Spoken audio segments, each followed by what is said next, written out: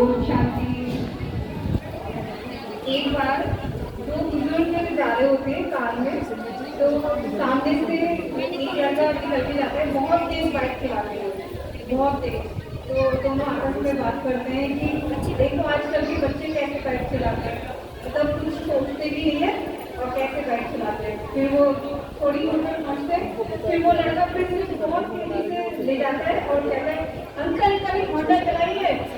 कितने बदतमीज बच्चे कैसे हमको चिढ़ा रहे हैं, मतलब कि ऐसे कुछ चला रहा है और हमको चिढ़ा रहा है। फिर थोड़ी दूर फिर चल रहे हैं, फिर बहुत देर फिर से वो टेक ओवर करता है।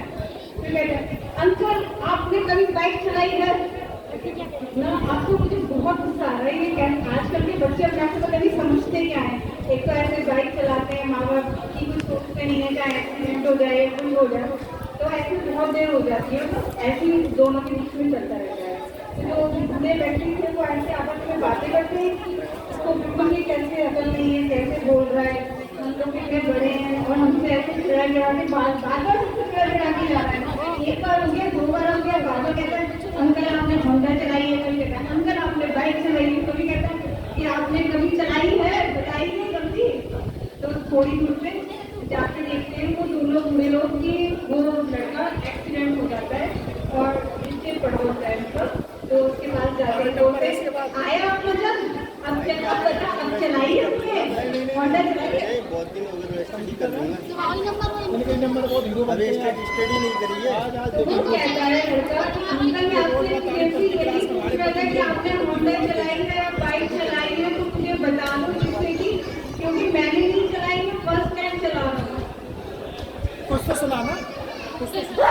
अपने विदेश की नौकरी का भी सुनाना, कुछ भी सुना दो। क्या समझ में आया आपसे?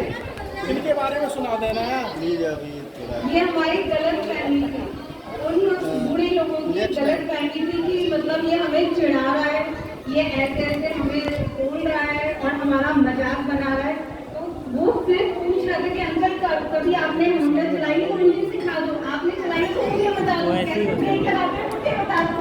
तो बस हमें बाबा यही सिखाता है कि हमें अनुमान नहीं लगाना चाहिए, पहले पूरी बात को हम समझ लें, सोच लें, लास्ट में समझ में आया